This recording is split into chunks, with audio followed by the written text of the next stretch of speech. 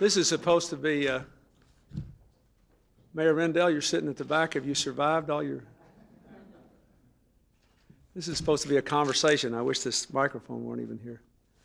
Let me say, first of all, welcome to the White House. Mayor Jackson, I saw your brother earlier today at the signing of the Family and Medical Leave Act. And he was bragging on you. He said, you're now as thin as he is. I assured him I would still be able to recognize you when I saw you. This has been a wonderful day here at the White House. Congress adjourned, but only after, but only after passing the Family and Medical Leave Act. We had a great signing this month. It was wonderful.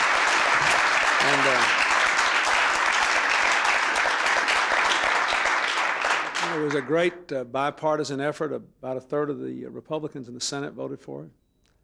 And it was a really good way to start the day. I'm glad you're here. I know you've been meeting with Secretary Cisneros, who's one of your own. There are times when we meet when I can't tell whether he's changed positions or not. I guess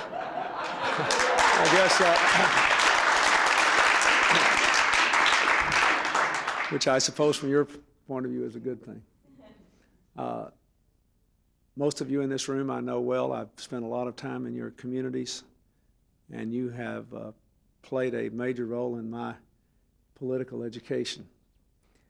I assure you that I think every day about many of the places we've been and the things we've seen and the things that I have learned from you. I think that the time I spent in our country's cities in this last election that was in many ways the most instructive time that I spent. And one of the things that impressed me so much is that so many things against all the odds are being done that work. And I want you to help me now figure out how to make those things that work the rule rather than the exception in American life. I told the governors when they came in here and spent some time with me earlier this week on the subject of health care that if somebody asked me to name my greatest failing as a governor after 12 years, it was that I never could quite figure out a way to make the exception the rule, to take those things that worked and make them work everywhere. In that connection, I have been working with Secretary Cisneros and have sent, after working it out with him, a directive to him today to deal with a number of specific things that I know are important to all of you. First, to establish a weekly mechanism for communication with the state and local leaders of our country on issues of housing and urban development. And I hope we'll have a chance to talk about both of them because they are related, but they aren't the same. Second, to try to expedite the programs that are already there now, to unclog some $6 billion that have been inexplicably tied up in the pipeline of the federal government that have already been appropriated, to speed up by 3 to 4 months the processing of the over $3 billion in public housing funds that are available, and to try to accelerate the real implementation of the home program, where there's $2.5 billion in largely unmoved funds because the administrative system of this department has been largely paralyzed. I told Henry when I asked him to take this position that there was some risk because of the pall which had been cast over HUD in the problems of past years, and because there'd been a lot of rhetoric but not enough action out of the department in recent years. We're going to do what we can to marry rhetoric and action. We don't promise to shut up, but we promise to try to do some things. I also want to tell you that I'm going to do the best I can in this upcoming stimulus and economic package to do what I said I would do, to bring down the deficit, but to increase investment at the same time in ways that will make available more funds for the cities. I remember Mayor White, when we were in Cleveland with Congressman Stokes, you said you thought we ought to increase the community development block grant funds because you could move those more quickly to create jobs, and there will be a fairly sizable increase in that in the proposed stimulus package to try to help you create jobs. Let me just make a couple of general remarks about where we are on this whole economic approach, and then I'd like to hear from you, and I'd like to just be as informal and conversational as possible. The economic news is good but mixed and incomplete. That is, starting in the last quarter, we've begun to have two pieces of good economic news. One is that productivity is increasing, and that's good. Companies are making more money. They're figuring out how to compete in a tough international environment. Two is that there's a lot more economic activity around housing as low interest rates finally are letting millions of Americans refinance their home mortgages, others get into buying homes, and that's all been good.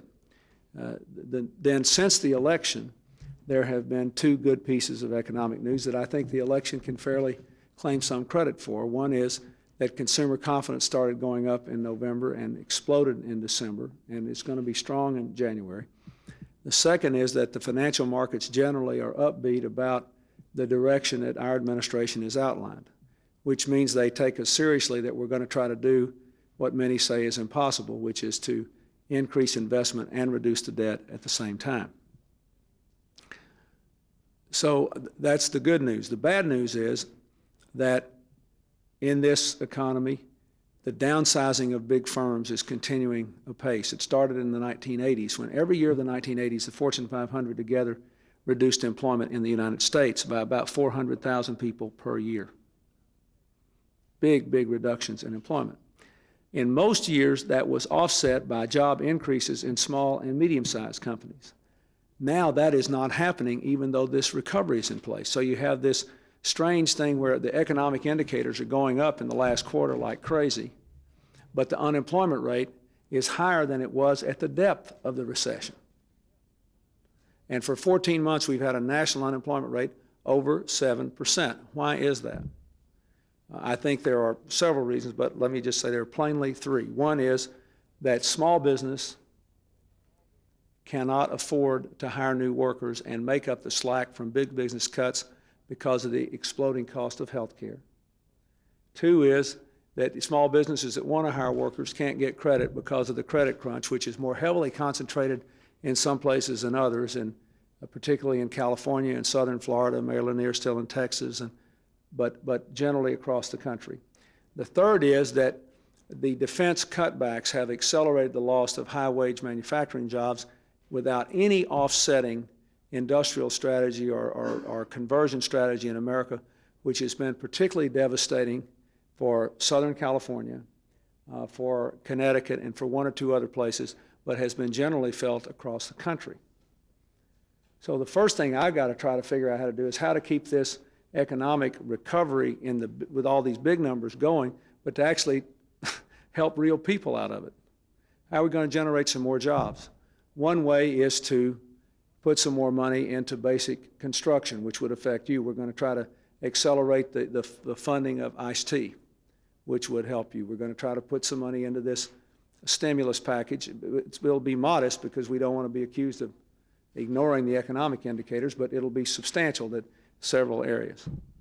And the other is to outline a 5-year investment plan which will increase our investment in infrastructure, which will have a defense conversion plan, and which will attempt to address these very serious problems that are killing small business, namely controlling health costs and providing basic health care to all Americans, and trying to break open the credit crunch. If you think about it, the two best things I could do for you are both indirect. If we could bring health costs in line with inflation and get banks to lending again, economic activity would pick up among people who would then pay taxes to your local government, and you could take that money and do what you need to do. Best thing I could do for the private sector, if we could bring health costs in line with inflation between now and the year 2000, we would save the private sector 2.5 times as much as the public purse, freeing hundreds of billions of dollars a year to be reinvested in the economies of this country. So what I'm going to try to do is just that. It's never been done before in this country, having to bring down the deficit and increase investment at the same time. It's going to require some very tough choices. I spent 2 hours yesterday trying to cut the budget in areas that I thought were inessential in order to free up monies that would be invested. And obviously most of our investment money goes directly back to state and local government. But I'm sure that a lot of you will wish we were spending more, but let me say that it is critical, I'm convinced, that we show some discipline in bringing down this deficit, because at every point we drop long-term interest rates frees up $50 billion for new investment in this economy. So I'm going to try to spend more in terms of investment and reduce the deficit, which means I'm going to have to cut consumption even more. And we're working on it, and I hope that we can work together closely and we can do a very good job together. But one of the things that I've been impressed with Secretary Cisneros' work over at the department is he came back saying what a lot of our secretaries have saying. He said, this thing's not working very well. We got all this money out there that's not even being spent. We got $6 billion in the pipeline. We've got $3.1 billion that's been approved. It's going to take 4 months too long to get out there. We've got this home program with nobody can access the money because of the administrative problems. So we can keep you busy for a year or so if we just run the department right. And we're going to do our best to do that. I think the floor is now yours. Thank you.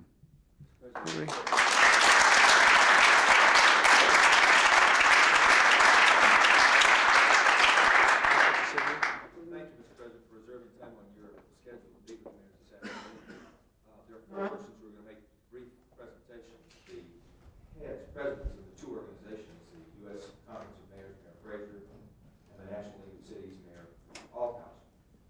Also, the mayors of the two largest cities, Mayor Dinkins of New York and Mayor Daley of Chicago, the two largest cities present. Mayor Althouse, would you begin? Thank you very much, Mr. Secretary. Mr. President, on behalf not just to the selected mayors of this country, but the people of our cities, thank you. I have been a Republican mayor for 11 years, and I've been in this magnificent building scores of times. But never have I had my brother and sister mayors and Democratic Party with me. They were not invited for 12 years. And never have I come into this building with the same sense of optimism, the sense that the occupant of this house cared about what we want to do. And that's why the mayors of this country, in a bipartisan way, have endorsed your program. We believe that we can be of great value, that community development block grant is the way that some stimulus money can be put out very effectively. The program is there, it's structured, we've been administering it for 20 years. We would like to see, we've talked to the Secretary about this, relief from some of the cumbersome regulations which make it very difficult, which caused problems in the anti-cyclical money of 1983. We will be completing, we're doing now an update of our ready-to-go jobs project survey. We will have that ready before your State of the Union address. There's to release it in support of you the day after. We understand Secretary Cisneros and Secretary Pena have both reminded us that if money goes in that fashion through the cities, that we have the responsibility to guarantee that those jobs will be created and that work will be done in time and fashion. We will meet that responsibility because you've given us the opportunity. We appreciate it. If I might just reinforce the point you made, and thank you for what you said. The reason it's so important to create the jobs within a reasonable amount of time from the time the project is approved, that is, the Congress approves the release of money, is that we are doing a very delicate thing here. We are trying to pump up this economy some more now when there's no real risk of inflation, although the economy seems to be taking off, to create jobs so that we hope that will start a chain reaction, so that 2 years from now, as the restrictive impacts of our deficit reduction begin to be felt, that the combined efforts of local government and the private sector will have started the job machine again, so that we don't slow the economy by reducing the deficit. So it is very important. The timing of this is critical. We've got to get this stuff out as much as possible in this year, all the rest of it in next year, actually bodies working, so that this 5-year economic plan all fits together.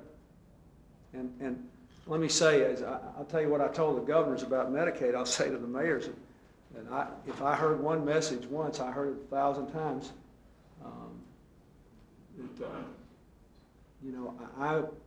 I am interested in giving maximum flexibility to anybody who will be willing to be held accountable for the results.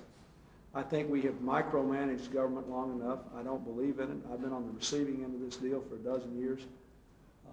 However far I can go with the Congress, that's how far I will go. as long as there's some accountability on the end of the process. President John Fraser with the National League of Cities.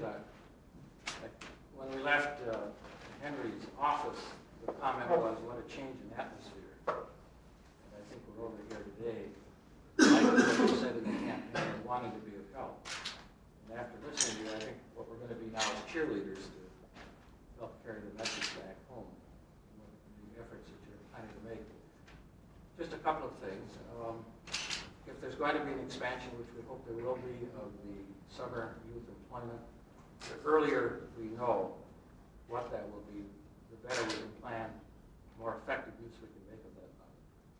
The other point I'd like to make is that the emphasis that we've already picked up about cross-cutting approaches involving all of the agencies in urban programs makes a lot of sense to us. On the homeless problem, it's not just housing, it's health, it's social services. In my own community, we're building neighborhood early learning centers, which involves Head Start and kindergarten, and community development agencies doing the construction. So that kind of collaborative approach really will help us, I think, in meeting our needs. I want to just give 1 minute of my time to Mike White of Cleveland. He gave you an earlier idea, he had something else he wanted to add, which I think we all agree with. I want to thank Mayor Fraser, to you, Mr. President, I thank you personally for me as a mayor for 3 years, to have met the Secretary of HUD prior to Secretary Cisneros, to always have been in contention, to always wonder whether there's a partner, to come here today, to hear you and to hear the Secretary. It's such an overwhelming feeling for me that we finally do have a partner. I'm going to take my last 45 seconds to speak to just one very quick issue. I said to the mayors who gathered that your notion of an economic stimulus package is right on target. The fear that I have, and I've communicated, and I thank Mayor Fraser for allowing me this few moments, is that an infrastructure program or a stimulus program that has infrastructure as a major part of it is very important. But my fear is that it will not get to the low-skilled or moderate-skilled individuals who populate all of our communities. And so my fear would be that we would spend 30 or however billions of dollars, and we would all still have neighborhoods with 20 and 30% unemployment. I would ask, and the Secretary said earlier that you were zeroing in on this question of how do we create jobs for individuals and the number of unemployment applications either going up or down, trying to personalize this question. I would ask that you would ask your Secretary to look at the notion of a Tri-C program that would allow us to put people to work immediately, not only in local government, but possibly in our nonprofits in our communities. Because infrastructure alone won't touch the problem going forward. Thank you. Let me just, if I might follow up on that, I think that's right, although I think we need to do some work to figure out what we can do on that infrastructure money to see if we can get some of those jobs for the people who live in the communities. We are going to expand some of the human services program. You know, we're going to fully fund Head Start this term, and we're going to start in the stimulus, which will enable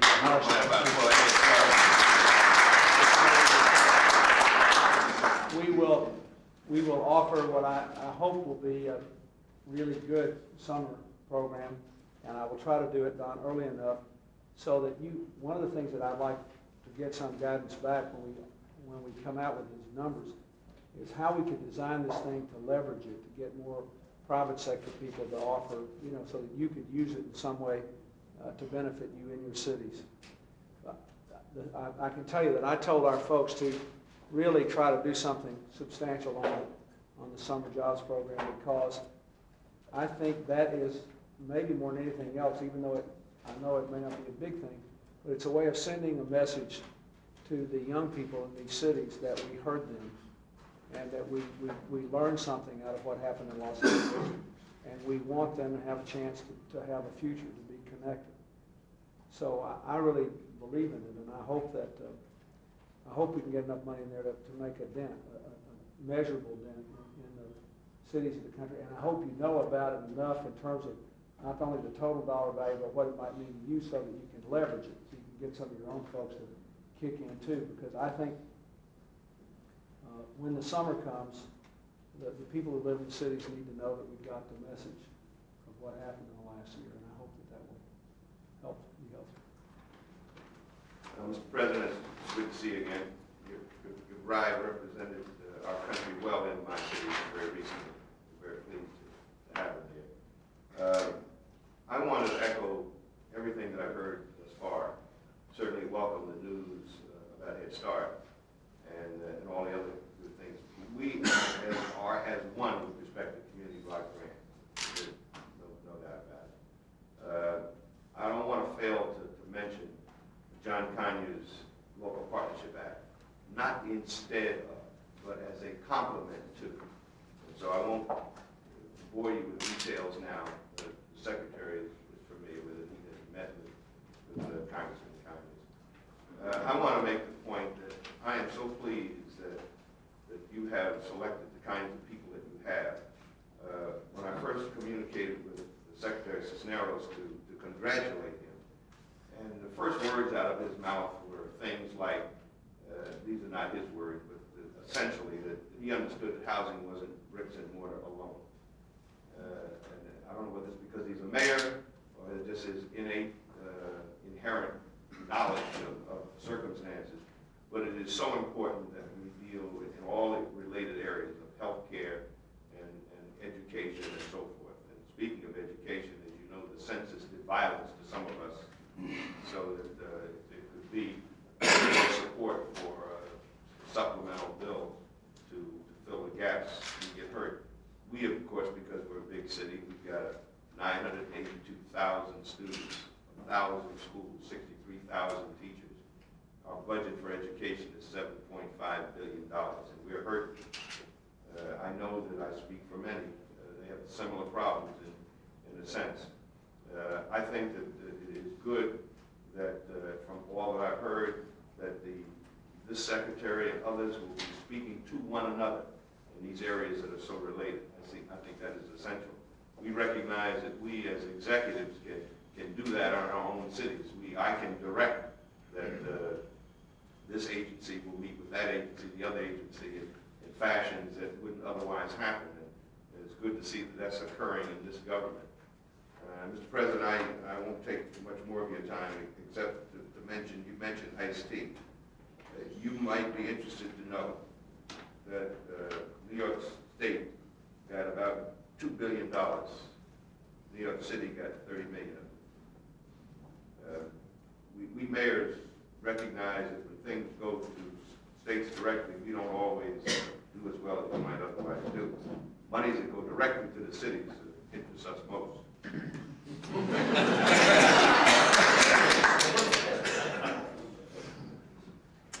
Mr. President, you had the experience of traveling throughout our cities and get to know the mayors here in this room and others. And one thing you found out, that these men and women, all of us, are on the front lines every day. The frustrations that our constituents give to us, whether it's education or housing or job training or health, we hear it every day on a daily basis from our constituents. And the thing that really impresses me is that when you want to get things done, I would hope that you know the mayors will get it done. We are accountable. We are not in state capitals. We are right in the cities, whether it's large or small, and that this partnership that you talked in the campaign is being fulfilled. It's being fulfilled not only with Mrs. Cisneros, but others in your cabinet. And the examples that I would like to talk about is the job training last year in the fall to the previous administration. The LA riots, all of us got special funding. They told us to spend it in 5 weeks. And we had to spend the money in 5 weeks. If we didn't, we had to return the money. And that's an example of the failure of the federal government. They did not see it wasn't a 5-week program. It was more than a year program for young people in inner cities to get job training. Dealing with HUD, it isn't how many employees they have. It's how effective they're doing their jobs. It's the flexibility, I believe, that you have to have in those departments to work with mayors, the rules and regulations, and the bureaucracy that we have to fight, unfortunately, on a daily basis. What we would hope that this administration gives to us, which you are now, the confidence the willingness to sit down, not only with yourself, with cabinet members and others, and have a domestic agenda. Not once a month, but I hope that half the day, I know you will be committed to having a domestic agenda in this country on behalf of the people of the urban area. Mr. President, we're going to show the press pool in now as you're reading the mayor's. How long are you going to stay? Just a couple of minutes. No, I don't want to stay long because I want to talk about it. Why don't you talk, let me, and then tell me when you show them in. Yeah, they'll come in right before I leave. Okay. Yeah, don't bring them in now. Joe, Ed, Mr. President, I'm Joe Riley, Charleston, South Carolina. First of I all- started calendar year 1992 with Joe Riley, didn't I? That's right, 3 years today. In Charleston. You just couldn't be proud of it, Mr. President. I mean that from the bottom of my heart. First of all, the selection of CDBG is an excellent tool for stimulus because in addition to getting the jobs into small businesses in our right away, it's helping the poor. I think you talked about the consumer confidence with your election, and I agree with that. And I think in the targeted neighborhood that CDBG affects, when those people see that this administration is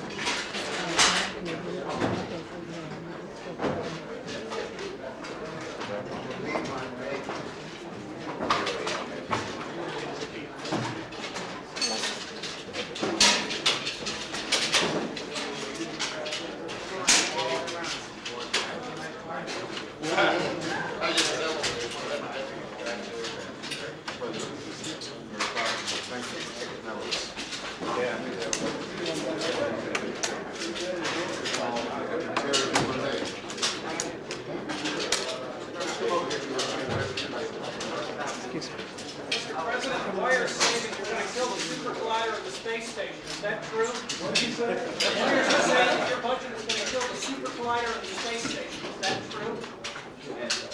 That is not true. Is Kimball Wood the one, Mr. President?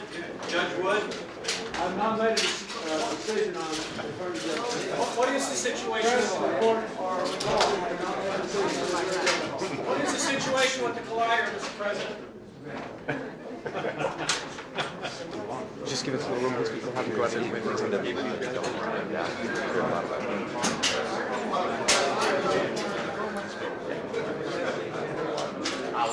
Major League Baseball game, All-Star game is in Baltimore this year. So it's a national event, but not at all, not at all.